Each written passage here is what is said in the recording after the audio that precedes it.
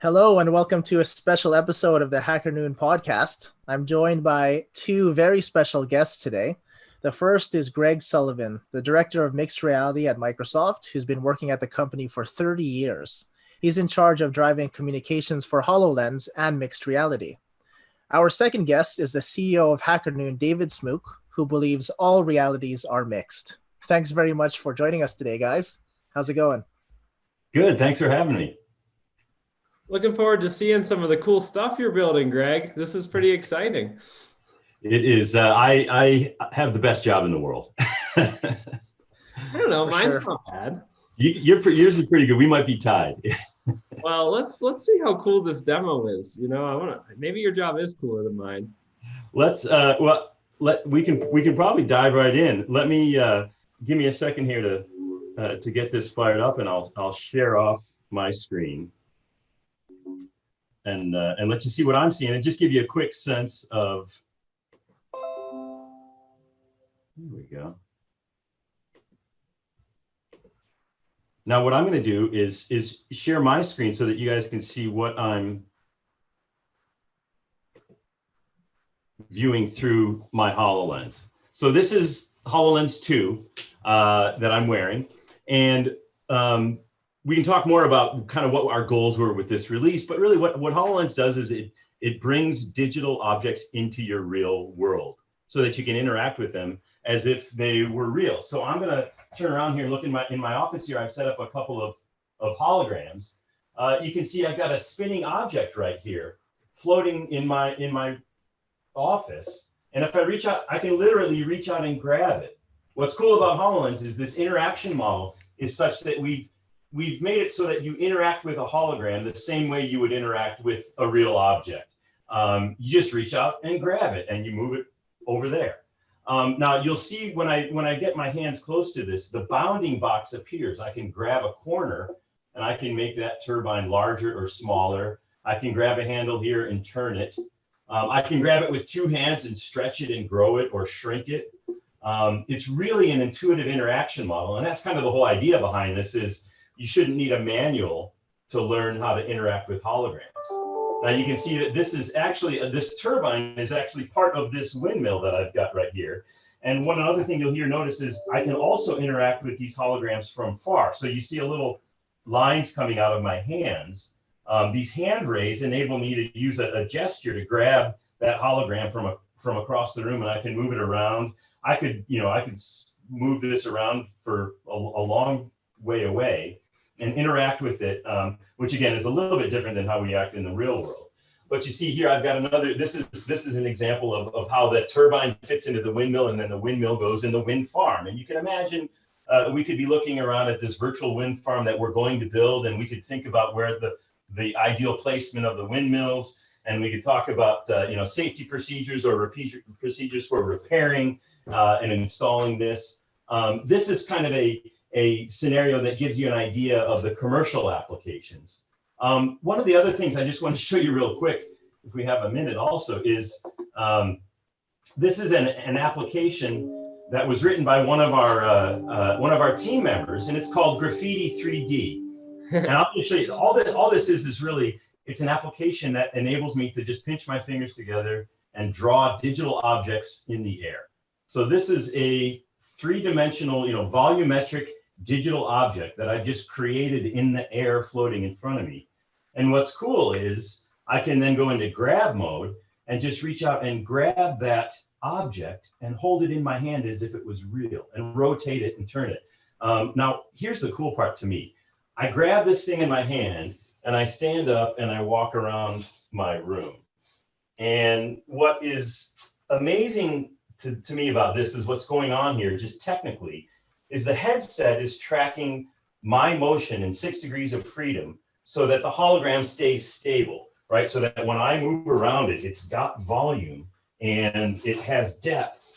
And it's not just perceived depth, it's actual volumetric three-dimensional object. And then when I grab it, the system is not only tracking my motion in 6 degrees of freedom and stabilizing that hologram, it's tracking the moving digital object connected to my fingertips and maintaining that precision while we both are walking around the room. So the reason I show this particular piece is, to me, and here, let me come back here so we can talk for a second.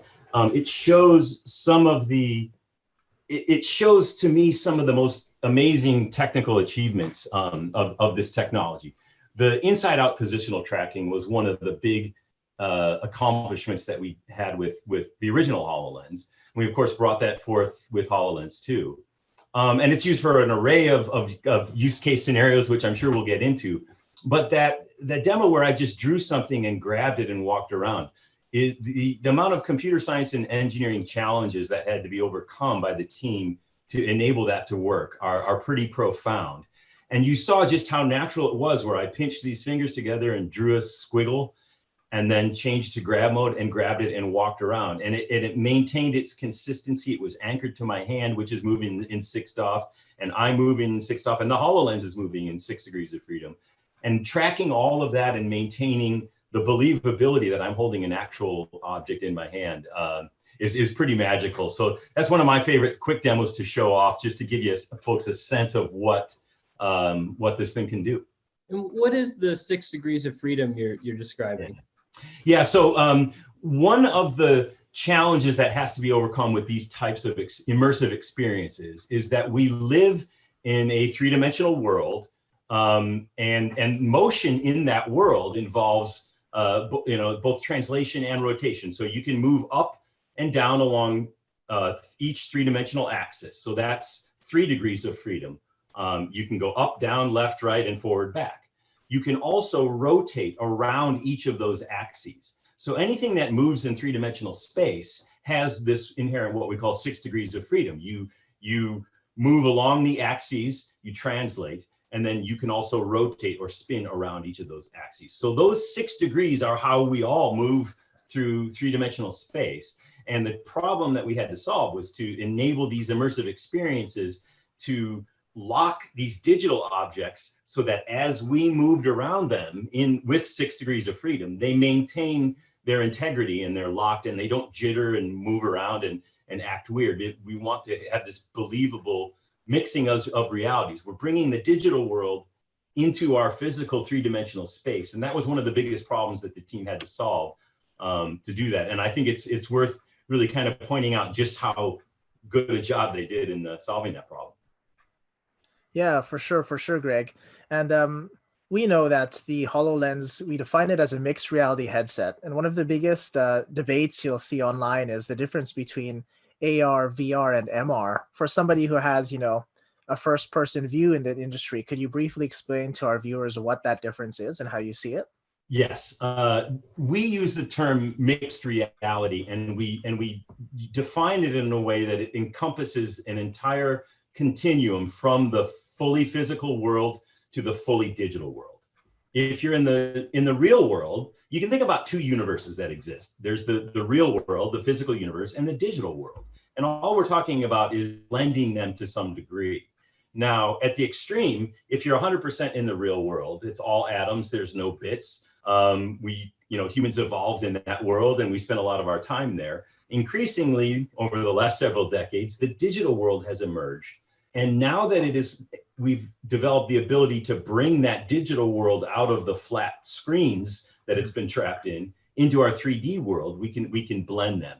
And we contend that anytime you have some of the real world and some of the digital world integrated in a meaningful way, connected and experienced in a meaningful way together, that you are mixing realities. It's an admittedly liberal definition, and not everyone agrees, and reasonable people can disagree.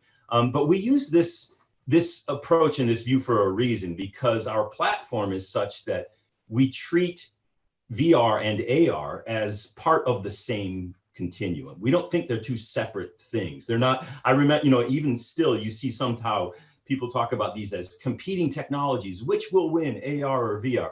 And we don't see it that way. We think about them both as part of the same, they're 2 sides of the same coin, really.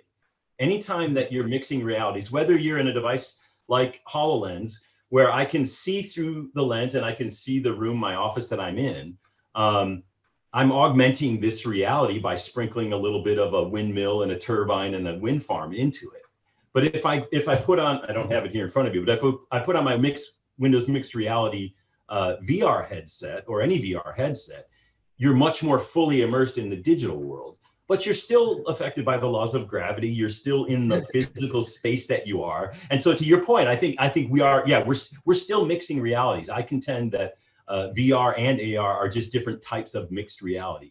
And we think about them holistically because our platform treats them as part of the same thing. We can write one application. I can write one application that runs on the HoloLens 2 and that also runs on our mixed reality headsets, because we don't differentiate between the underlying platform, whether you're in a fully immersive VR experience or in a transparent lens AR experience. We think of them as part of the same thing. So that's why we say mixed reality. Others talk about XR, extended reality, and they're, we're kind of, I think it matters less the particular terms you use to define the ideas. And what's more important is these underlying principles and the notion that there is incredible power in the idea of bringing the digital world and the physical world together so that you can interact with them in a meaningful way and do stuff that you just couldn't do before.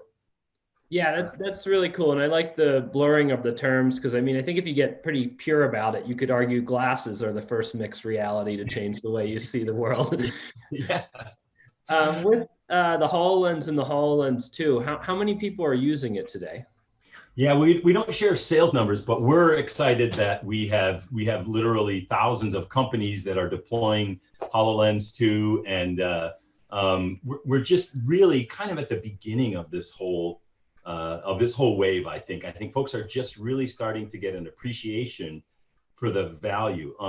One of the things that's exciting for us, and we came out with the original HoloLens, and we did some demos where you saw things like RoboRaid, and we're playing games. Now that was in part because the expertise in three-dimensional content creation resided largely in the gaming industry. That's where the tools were. That's where the runtimes were. That's how you did three-dimensional digital content largely. It was either going to be in a video game or the movies. And so that's where the tools were, and that's where the expertise was. And so consequently, some of our initial demos showed some of those scenarios. Now, it's also true that there wasn't as clear a signal initially just what commercial value HoloLens really had. And that's the thing that we learned pretty quickly once we started shipping the original HoloLens, is that customers said, customers like ThyssenKrupp Elevators came back to us and said, I can use this device to scale the expertise of my technician in Germany all the way across the world to Singapore. And she didn't have to get on a plane and fly to Singapore. And so this thing just paid for itself in the first time we used it. So that's the kind of ROI in the commercial space that we're seeing, and why we're starting to see real excitement and adoption around these ideas. And I think there's a confluence of technology trends that will cause that to really accelerate, and we're pretty excited. Cool. And like you said there, Greg, years ago when the HoloLens was first announced, we did see a lot of gaming demos. Like we saw Minecraft, Young Conqueror, and it kind of got gamers excited because we believed that this was going to be more of a consumer device. But are you saying that from the get-go, you had planned on marketing this towards enterprise, and that was just kind of your idea for the early demos? Yeah, I think we were, we knew that this would be a powerful commercial device.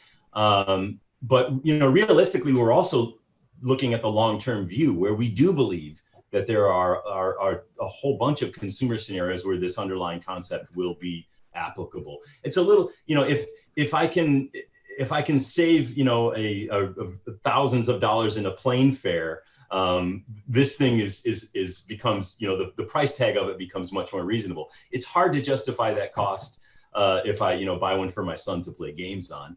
Although he would argue that that's a valid investment to make.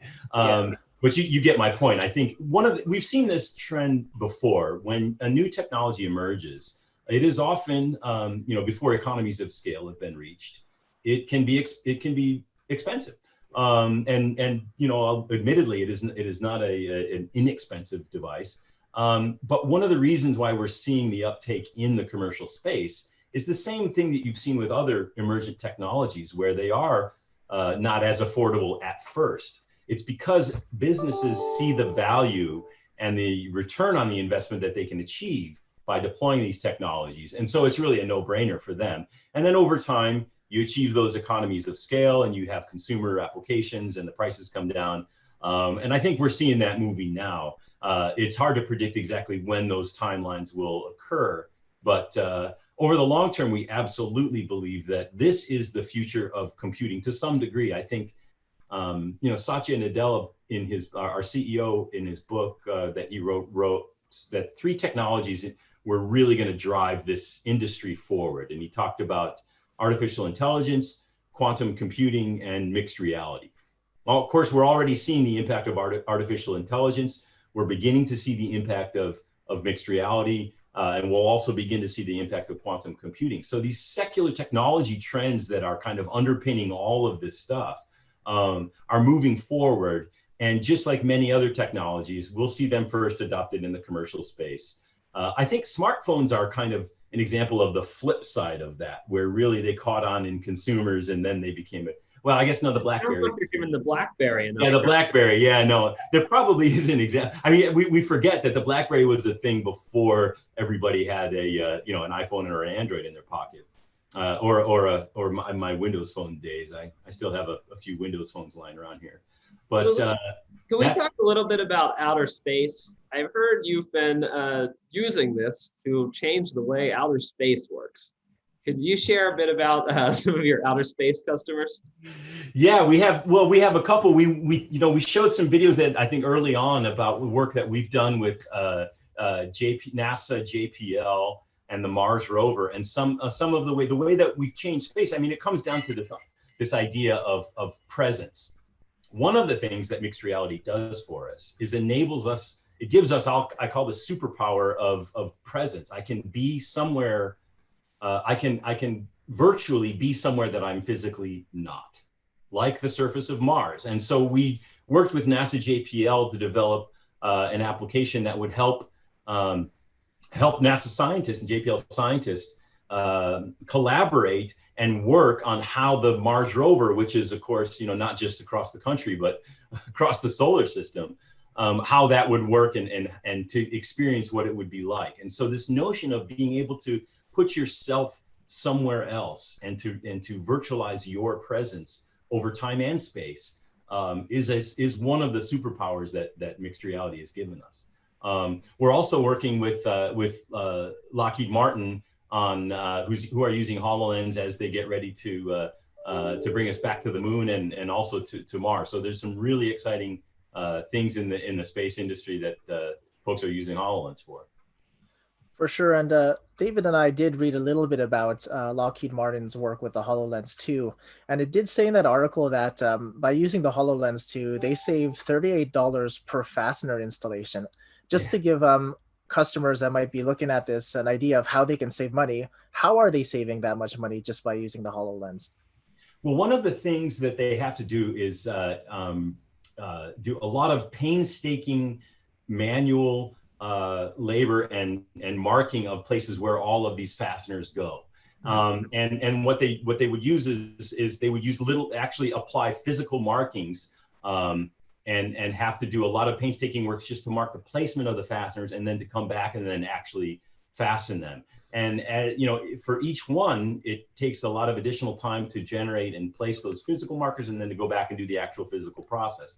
Well, if you could skip the first step and just go right to putting the fasteners on, that would be cool. And so they realized that if you wear a HoloLens with a 3-dimensional overlay of all of the locations world locked to the exact physical spot on that spacecraft where the fastener needs to go, then you can skip that entire first step and save a ton of time. There are other examples like this in a range of industries, from automotive and manufacturing and construction. The same ideas where, wow, we're taking all of these physical steps today, and because we have to, because we want to get it right and we want to meet these strict tolerances, You have pretty strict tolerances, obviously, constructing a spacecraft. So when you eliminate that first step, you can go right to getting the job done in exactly the right way. And that's just one example of how they're making things much more efficient. When you look back on all the projects you've worked on with Microsoft, like, how do you think mixed reality kind of sits in the history of the projects you've worked on? And like, is this the most important thing you've worked on? Well, it's certainly the most technologically exciting by a long shot. I think I worked on a lot of versions of Windows over the years. I worked on some of our back office and networking products. And they've all, Windows is used by, over 1 billion people. And so that's a pretty impactful thing to take part in.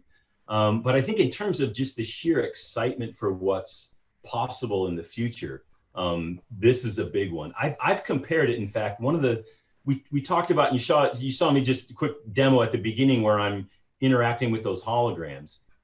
An interesting thing is that it's part of the same journey that we've been on for my whole career at Microsoft. I worked on, when I joined, Windows 3.0 was in beta. And there was a really cool paradigm shift in computing at that time when we went from command line interfaces to this skeuomorphic graphical user interface, this new GUI interface. And there was a file folder on your desktop. One of the things that transition from character-based interface to graphical interface did was it made it a lot more accessible for people. It democratized computing in a way.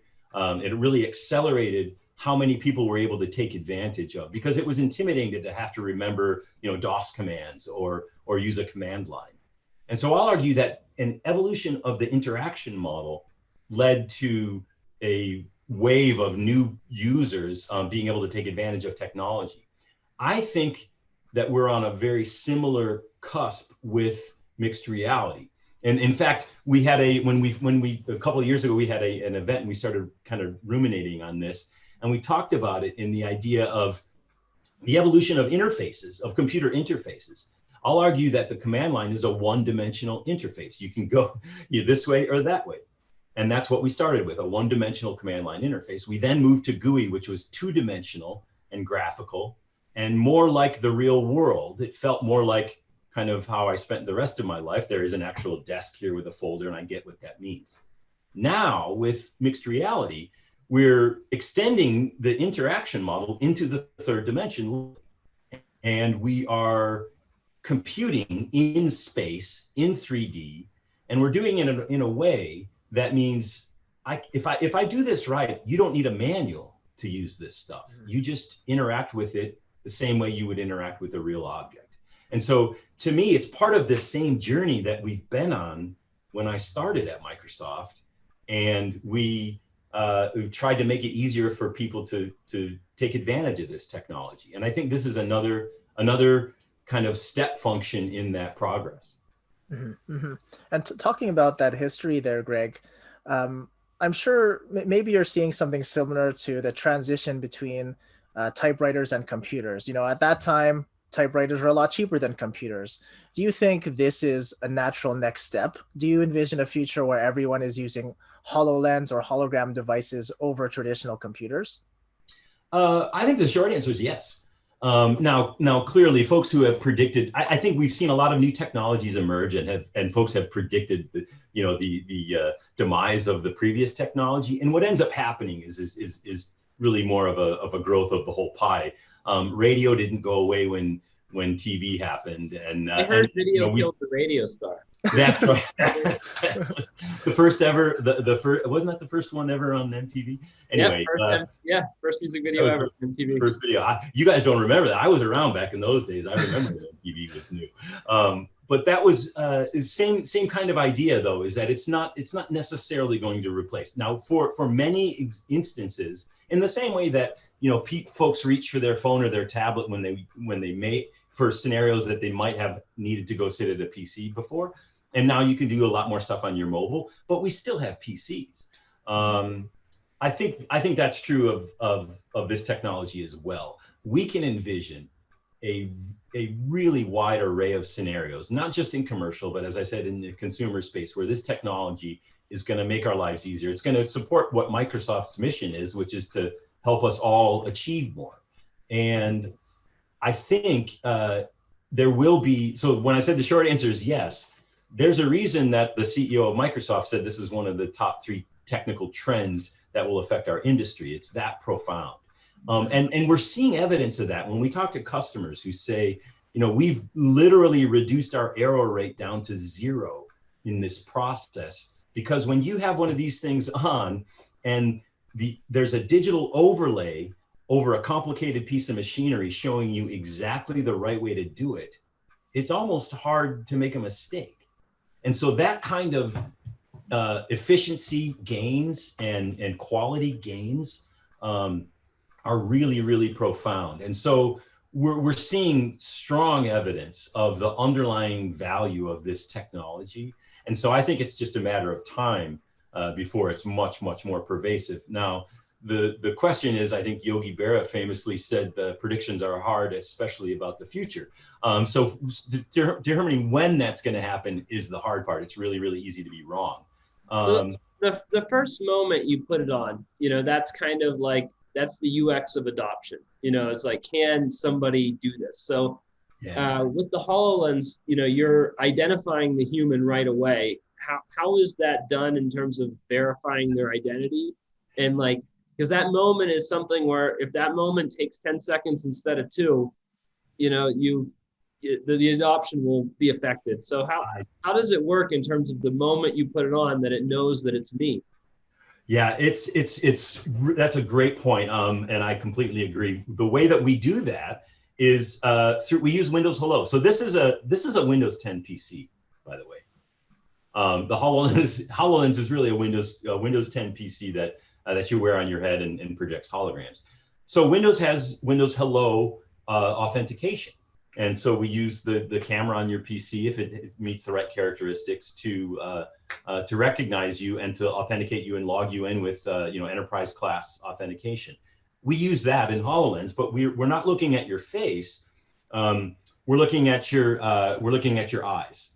And so we have iris authentication. We have 2 cameras that are tracking your eye movements, and it does more than just log you in. It does log you in really, really quickly. As you say, it happens in like, a second or 2 rather than a minute. So we use eye tracking, the eye tracking cameras to Windows Hello authentication to log you in just by by looking at your iris, the iris pattern. I have an identical twin brother, and his iris pattern is different than mine. And so he can't log in to my account just by putting my HoloLens on, even though he's my identical twin. So we're using iris authentication in Windows Hello. And we also use those eye tracking cameras. If we have time, I can show you another demo that shows how the system will knows what you're looking at, and it can invoke you can do user actions based on what you're looking at with your eyes. So we have a new input mechanism now. With HoloLens, you saw me doing some gestures and using my hands. So we recognize hand gestures as an input mechanism. We recognize voice, and I can use voice commands in the same way that you can with a PC.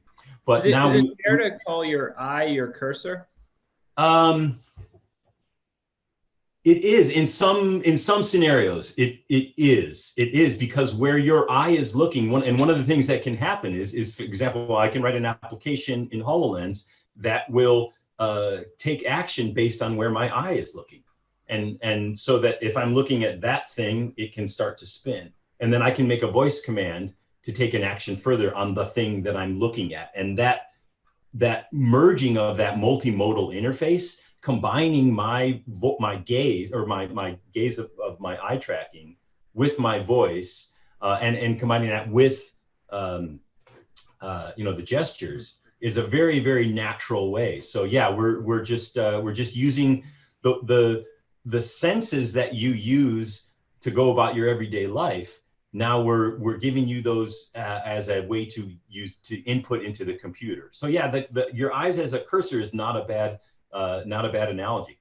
Yeah, that's very cool, Greg. And I'm sure David and I definitely have time. But if you have time, we would love to see that demo before you go. If you'd like to Yeah, show us.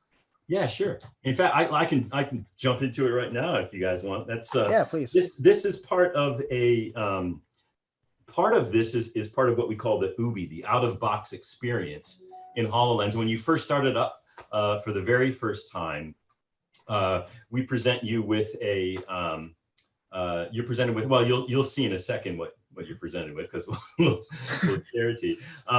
But it's a way, it's kind of cool looking, but it's also a way for us to help with some of the calibration that we do. It's a little bit of a trick that we're using. Part of what happens in the out of box experience when you first set up a HoloLens is that we, and bear with me while I get this transferred here, is that we look at your eyes and we recognize your iris. And then we also map your hands and we look at 25 points of articulation on each hand so that we can do the hand tracking. And one of the ways that we do that is that we present you with this neat little character that I'll show you right now. So let's go ahead and switch back to my headset stream. And I think if I turn this way, oh yeah. Oh, you see, one of the other things that happens every time I can get a mesh created over here. Every time I tap this, throwing kind of that blanket of polygons over, it's continually doing the spatial mapping of my physical location so that it can do that. So it can world lock these holograms, so it remembers where the real objects are so that it can lock them to that. I placed this floating gem on my desk here earlier, and here it is, and it's world locked right there. And this literally looks like it's in the world right in front of me, and I can reach out and touch it. In this case, it's a launcher for an app that I'll go ahead and launch, and we'll let that load. This one takes just a second to load up. And when it loads up, you see that little transition effect of the polygons. It says, okay, now we're going into an application. In a second, I'll get a splash screen from the developer that built this for us. And here it comes. And there's their little logo. And then what appears, this is the same thing that happens in what we call the out of box experience. My sound is not working. Here it is. Okay, so you guys may be able to see there's a bunch of pixels in the air, and then something happens, and oh, wait a minute. It's a hummingbird. Now, I can go up to him and look at the hummingbird, and he's a little bit shy. So if he won't respond, but I've learned that this hummingbird will actually respond if I do the right thing that he wants me to do. And this guy wants me to hold my hand out, but not like that. He wants me to hold my hand out like that. Ah, there you go. So when he recognizes the palm of my hand, he will come and hover over it. And if I move my hand, he'll fly over to where I move my hand to. And that's pretty cool. So this is not doing what I was talking about. But if I drop my hand, he'll go fly back to his roost over there. And then what'll appear are these gems. Now you'll notice that one of the gems starts to spin. It's because I'm looking at it. If I look at the right one, now that one starts to spin. If I look at that gem, it starts to spin. Now I don't have to move my head to do this. It's literally looking at my eyes and tracking where my eyes are pointed. So if I look at one of the holograms and say the word pop, oops, there it goes. It pops the gem I was looking at. Pop. I can also say explode. Pop. So that was an example of what I was talking about, where we've fused multimodal inputs. I'm using my voice and my eyes to make the computer do what I want it to do. It's pretty cool. And in this case, we've taken the Wikipedia page of hummingbirds and put it over here. And what's cool is that as I read this, I get to the bottom and it automatically starts scrolling up. Whoa, I'm not doing anything. I want to go back up to the top. I missed the part. I went by it too fast. I can go back up and read again. So this is an example of the system using my gaze, where my eyes are looking, as a mode of input into the computer. And it works really, really well. Yeah, that's amazing. Once you start putting Cortana into that, you're like a real life Tony Sparks now. Tony Stark. I don't know if I'm game for the shooting up in the jetpack. I see the guys that flying in their jetpacks, and I'm glad they're doing that, not me. But yeah, no, I think we're seeing some of the interaction models that were predicted over the last several years, and in Hollywood especially, are really coming true. I remember there was a movie years and years ago, and it was one of the first movies that talked about VR. I don't remember. It was I don't remember what it was. Not important. But in it, they did some really weird things. Like you'd put these gloves on, and you'd put this helmet thing on, and then you could, like, in the book and the movie, you could like go through a filing cabinet, a virtual filing cabinet with these gloves, and then you could walk down these virtual halls and go through these, exploring all these records. Well, it kind of missed the point of mixed reality, I think, because in that case, if you're just replicating the physical world in the digital world with all of the kind of logistical challenges and space constraints required for things that are made of atoms, then you haven't really taken advantage of mixed reality. And it's this notion of, let's take advantage of what the digital world does well. I can store the Library of Congress on a chip this big now, and I don't need to go through the physical process of walking down aisles to look for a book. So let's take the parts of the physical world that we know and love and are used to and need to do what we do every day. And let's also take advantages of what the digital world offers us. And let's bring them together in a way where the digital twin of a complex machine is overlaid over it. And the IoT sensors are showing you in your headset where the part that's about to break is on that complicated machine. We now live in that world, and it's pretty cool.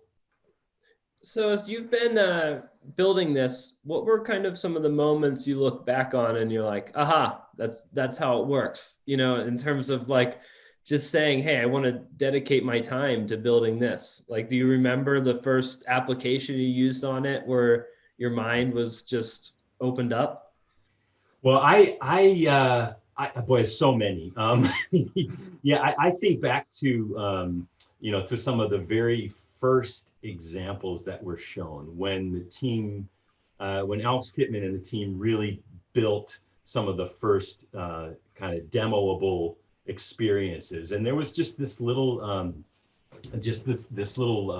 crawfish image, a lobster, I guess it was. And they created this thing. And for the first, I will never forget, for the first time seeing a three-dimensional digital object that I could reach out and interact with. And it was a big deal. And so that was a moment I'll never forget. I think the others that have really been impactful is seeing what our customers have done. When I went to, we were at a meeting with Ford in Detroit, and we're seeing they're using HoloLens in actually a bunch of different ways. But one of the ways is in the design process. And they create all of these clay, they painstakingly create clay models, and they're still doing that because, well, they're old school, and there's some part of that you'll always want to do. So in the same way that you don't throw away all the old stuff, but they take that clay model and now we can virtualize it. We can do digital clay models, and we can imagine, we've seen their designers just kind of playing around with ideas and getting inspired by their ability to directly manipulate this three-dimensional car, and to have it react and to see the results of their work without having to painstakingly recarve a huge clay model. And that gave me a sense of the profound impact on the efficiencies that can be gained. Because when you're doing everything with atoms, they're often heavy, slow, expensive, time-consuming. Matter is difficult. If you're doing it with bits, you achieve a whole bunch of advantages. And that's the advantage of the entire digital revolution that we've experienced. And again, we've experienced it in these flat pieces of glass. And now we're taking that digital world out and combining it with the real world in a meaningful way. And that insight is I think, just a really profound thing that we're only just starting to scratch the surface of what's possible. For sure, for sure. And I think the pandemic has showed us all, we got to start innovating the ways we do things. And we need to remove our physicality in certain circumstances like this. So I'm sure HoloLens will make a great impact on how our world changes in the years to come. Well, one quick example real quick. Case Western Reserve University, their medical school is teaching students anatomy. And for 100 years, we've had cadavers and Gray's Anatomy textbooks, and they still use those. But during the pandemic, they couldn't meet and have classes. They sent HoloLenses out to all the students. They had holographic anatomy classes where they could all collaborate in these virtual environments and see real three-dimensional holographic anatomy lessons and interact with the professor. So yeah, that's a great point. I think there are many, many ways in which the pandemic has spurred us to kind of explore and maybe accelerate some of the things that were already happening. I have a last question for you. This technology is very powerful. The idea that anyone could be anywhere and start to learn things, but with all powerful technologies comes that moment of abuse. What have you seen you have some filters in terms of like the people that are buying the HoloLens, you're connected to and you have some connections, but have you seen any dark abuses, and what is kind of your biggest fear of how this technology could be misused? Well, we haven't seen that with HoloLens yet, thankfully, but it is something that we think very, very hard about. We have teams of people that are dedicated to thinking about the ethical implications of the technology that we're developing. And that's one of the things I love about Microsoft is that we really take this very, very seriously. And so I think that is part of it is that we've thought about it beforehand. And so we're really trying to ensure that none of these technologies, whether it's AI or quantum computing or the cloud or anything, how we actually spend a lot of time rigorously thinking about how can we eliminate or minimize, if not eliminate, the prospects for that type of misuse. Now we take a utopian rather than a dystopian view on the impact of technology. So we're optimistic about the impact going forward. And we think that on balance, certainly these things like mixed reality and AI will have a net positive impact. But it's a great point. We have to be very cognizant of the potential for abuse. And so that's why we build into our development process checkpoints, ethics reviews, and detailed plans that look at how that technology might be misused. Now, in the case of mixed reality, it's not as obvious as with some other potential technologies how it might be misused. But yeah, it's a great point that we think about spoofing scenarios.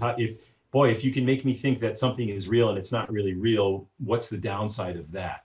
And so we do think about how can we make sure that we can achieve the benefits of these technologies and minimize, if not completely eliminate, the downsides of them. Cool. Well, I think that's a great place to end. Thank you very much for your time today, Greg. That was super, super interesting. I've never seen a demo hands-on like that before. I'm sure David hasn't either. I think it's cool that we were able to do a demo, a HoloLens demo over the phone like this. It's kind of cool that it worked out. Yeah, I'm thinking of making some art and 3D printing it, and suddenly I'll just play with my HoloLens and sell my art on the side. So there you go. That looked pretty fun. There you go. Yeah. Well, thanks for having me. I really enjoyed talking with you guys, and we'll stay in touch and let you know when there's any updates coming, and we can show you new stuff again. Thank you for watching a special episode of the HackerNoon podcast. A big thank you to Microsoft Director Greg Sullivan and HackerNoon CEO David Smooke for joining us today. For more info about the Microsoft HoloLens, please be sure to follow their official accounts on Twitter, Facebook, and YouTube. If you liked what you saw, please help us out by liking the video and subscribe for more future tech podcasts. Thanks and see you next time.